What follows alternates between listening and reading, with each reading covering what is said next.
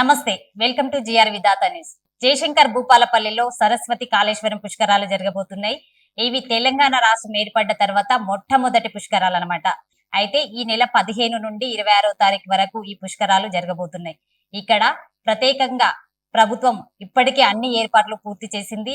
మన రాష్ట్రం నుండే కాకుండా ఇతర రాష్ట్రాల నుండి కూడా ప్రజలు వచ్చి ఈ పుణ్య స్నానాలు ఆచరిస్తారు. కనుక ఇక్కడ ప్రజలకు ఎటువంటి ఇబ్బందులు కలగకుండా ప్రభుత్వం అన్ని ఏర్పాట్లు పూర్తి చేసింది. ఇక్కడ ప్రత్యేకంగా చెప్పుకోవాల్సింది ఏంటంటే 10 అడుగుల సరస్వతి విగ్రహం ఉంటుంది.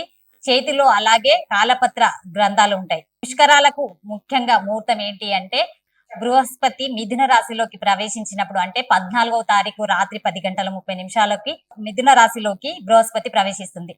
అయితే ఇక్కడ 12 రోజుల పాటు ఈ పుష్కరాలు జరగబోతున్నాయి. 15వ తారీఖు రోజు ఉదయం 6 గంటల నుంచి పుణ్య స్నానాలు ఆచరించవచ్చు ఆలయ అర్చకులు తెలిపారు. ఇక్కడ ప్రభుత్వం ఈసారి ఎలిప్యాడ్ రైడ్ అంటే హెలికాప్టర్ లో ప్రయాణించి అక్కడ ఉన్న పచ్చని ప్రదేశాలను ఆహ్వానించడానికి ఈసారి హెలికాప్టర్ ప్రయాణాన్ని స్పెషల్ గా తీసుకొచ్చింది. ఇంకొకటి జాయ్ రైడ్ టెంట్ సిటీ అని ఇంకొకటి దాన్ని తీసుకొచ్చింది. అయితే జాయ్ రైడ్ లో గాని హెలికాప్టర్ లో గాని తిరుగుతూ చుట్టుపక్కల ప్రాంతాలను వీక్షించడానికి అందుబాటులోకి తెచ్చింది. ఈ హెలికాప్టర్ ను ప్రయాణించాలి అంటే 6 మాత్రమే ప్రయాణించవచ్చు.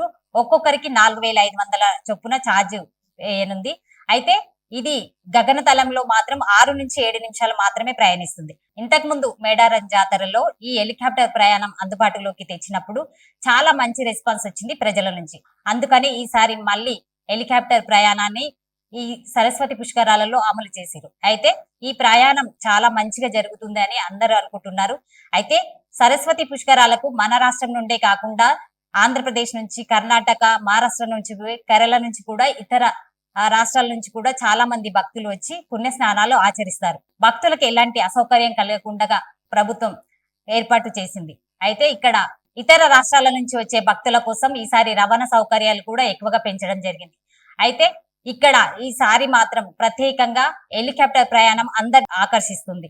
ఇవన్నీ సౌకర్యాలను చూసుకోవడానికి, ముఖ్యంగా హెలికాప్టర్ ప్రయాణాన్ని చూసుకోవడానికి బెంగళూరుకి చెందిన ఒక ప్రముఖ కంపెనీకి అప్పగించింది ప్రభుత్వం.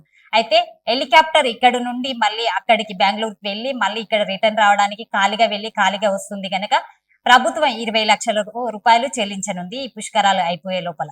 అయితే ఇక్కడ అందరు భక్తులు, అంటే తెలంగాణ వచ్చిన తర్వాత మొదటిసారిగా జరుగుతున్న పుష్కరాలు గనక చాలా ఆతృతగా ఎదురు చూస్తున్నారు. అక్కడికి వెళ్లి మీరు కూడా పుణ్యస్నానాలు ఆచరించి దేవుడి దర్శనం సద్వినియోగంగా జరుపుకొని రావాలని కోరుకుంటున్నాం. ఈ అవకాశాన్ని అందరూ సద్వినియోగం చేసుకోవాలని కోరుకుంటున్నాం. చూస్తూనే ఉండండి GR Vidhatha news. Thank you so much.